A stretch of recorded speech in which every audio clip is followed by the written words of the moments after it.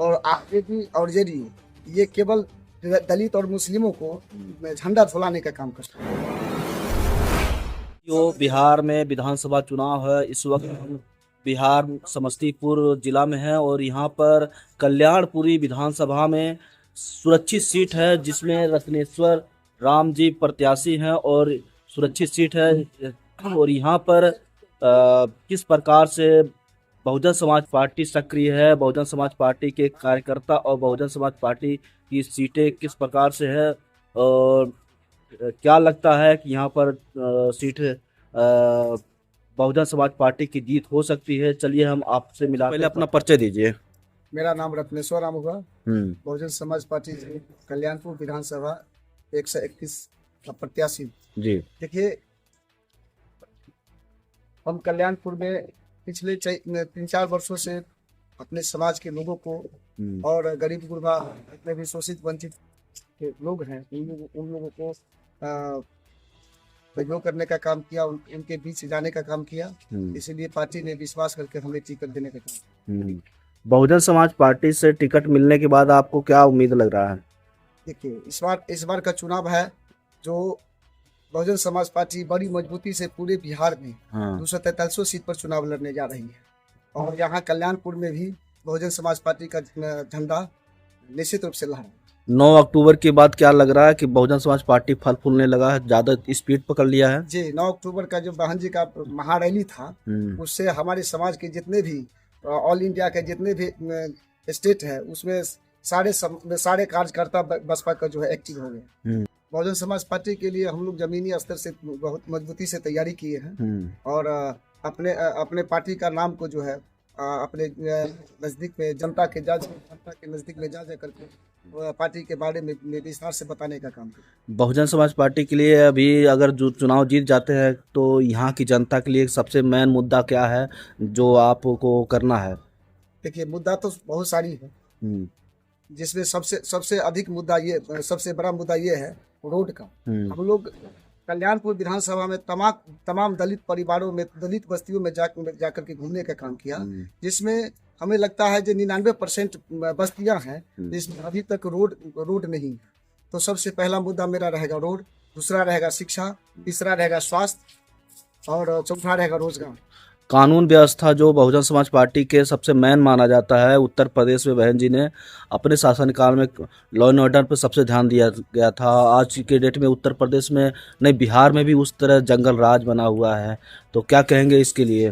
देखिए, बहन जी का जो शासनकाल था वो शासनकाल किसी भी मुख्यमंत्री के शासनकाल में वैसा व्यवस्था नहीं और पिछले 35 वर्षों से बिहार में जो बड़े भैया और छोटे भैया शासन कर रहे हैं तो एक ने कहा आया तो कहा कि जो जंगल राज अभी हम लोग देख रहे हैं जो जंगल राज की जगह पर महाजंगल राज हो चुका है और कानून व्यवस्था इतना चरमरा गया है जिसका कोई जवाब नहीं।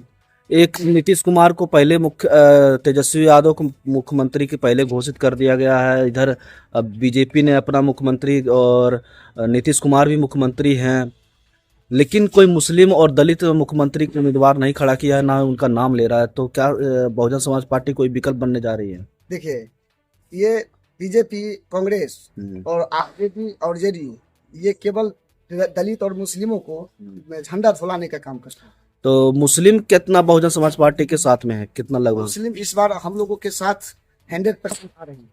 क्या बिहार में दलित और मुस्लिम का यूज कर रहे हैं बीजेपी, कांग्रेस, आप पार्टी और ये जो जब क्षेत्रीय पार्टी है ये सब? देखिए, जितने भी पार्टियां हैं बहुजन समाज पार्टी को छोड़ करके जितने भी तमाम पार्टियां हैं दलित और मुस्लिम को यूज करने का काम करता है। तो दलित मुस्लिम को लड़ाने की क्यों कहते हैं कि ये बीजेपी और जहाँ दलित मुस्लिम इकट्ठा होते हैं तो ये लोग ऐसा अफवाह चलाते हैं जैसे बीजेपी से बी टीम बताया जाता है मायावती को? देखिए, बहन जी के ताकत को बीजेपी और कांग्रेस ये दोनों देख लिया। बहन जी बहुजन समाज पार्टी का जो ताकत बढ़ने लगा तो बीजेपी और कांग्रेस ये दोनों सोचा कि अगर बसपा मजबूत हो जाता है तो फिर केंद्र के सत्ता पर जो हावी हो जाएगा। इसलिए हमारे समाज और हमारे मुस्लिम समाज को मतलब बरगलाने का काम किया जो बीजेपी का। ये बीएसपी बिहार में उतने मजबूत नहीं है, लेकिन बीएसपी को हराने के लिए देख रहा हूँ तेजस्वी यादव बीजेपी को समर्थन कर रहे हैं, जबकि बीएसपी करना चाहिए। देखिए, किसने कहा जो बिहार में बीएसपी मजबूत नहीं है? अगर मजबूत नहीं रहता बीएसपी तो 2000 ईस्वी में भी 2000 ईस्वी में जो बिहार विधानसभा का चुनाव हुआ था उस समय भी बीएसपी 5 जीता। इसमें लालू जी को बाहर से समर्थन दे करके सरकार बनाया। उसके बाद 2005 में भी चुनाव बहन जी के नेतृत्व में और माननीय कांशीराम साहब के नेतृत्व में भी 4 गो सीट जीता था, जो नीतीश कुमार वो विधायक को खरीद लिया।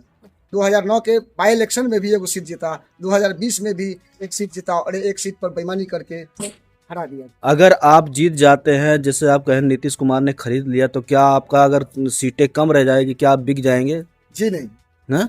ऐसा नहीं हो सकता है। नहीं, बीएसपी से जितने प्रदेशों में अगर देखते सरकार नहीं बनती है तो बिक जाते हैं लास्ट में, क्या आपका भविष्य क्या होगा? देखिए, वो ऐसे नेता दिखते हैं जिसको कुर्सी का लालच होता है, कुर्सी का लोभ होता है। आपको कुर्सी का लालच नहीं है? हमें जनता की सेवा करने के लिए हम मैदान में उतरे। लेकिन आपका अगर बिकेंगे नहीं, आपकी सीट नहीं जाएगी, तब तो कमजोर माना जाएगा। कमजोर माना जाएगा सर। विधायक फंड का जो सिस्टम होता है उससे तो सरकार वंचित नहीं कर सकता है ना। हम उसी फंड से अपना समाज के विकास करें। तो क्या आने वाला समय पे इस बार मुख्य जो है मास्टर चाबी जो रहेगी बीएसपी का हाथ में रहने वाली है? इस बार का चुनाव बीएसपी के बिना किसी का सरकार बनने नहीं जा रही। तकरीबन कितने सीटें आ जाएंगे? लगभग 40 से 45 सीट बीएसपी जीतने जा रही है। कल्याणपुर विधानसभा में दलितों की संख्या लगभग 1 लाख से ऊपर है। हाँ, और पूरा समस्तीपुर में कितना सीट लगभग वोट होगा? समस्तीपुर में तो ऐसे 10 गो विधानसभा है।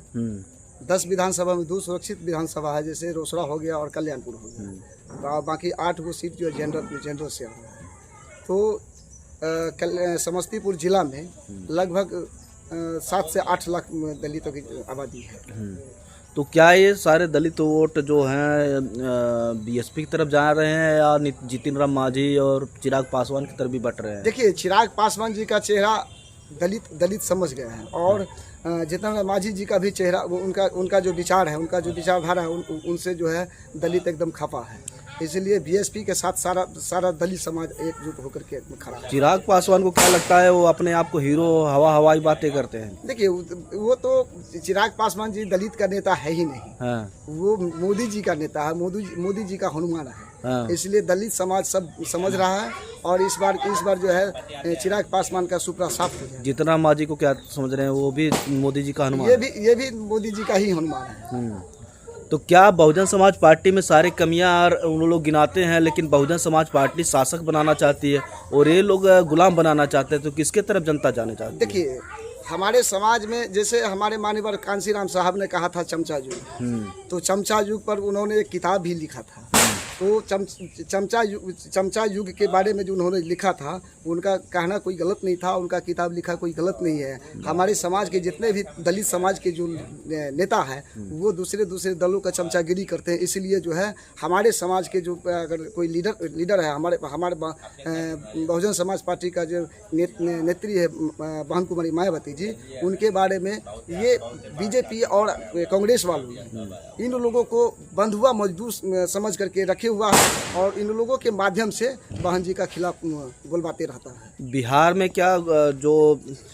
में जो मायावती के खिलाफ चल रहा है, क्या वो उस पर बहकेंगे नहीं जनता, जो वोट बैंक है बीएसपी के कार्यकर्ताओं का? देखिए सर, इस बार का चुनाव जो है, इसमें दलित समाज के तमाम मतदाता समझ चुका है कि बीएसपी का योगदान बिहार विधानसभा चुनाव में सबसे अहम भूमिका निभाएगा।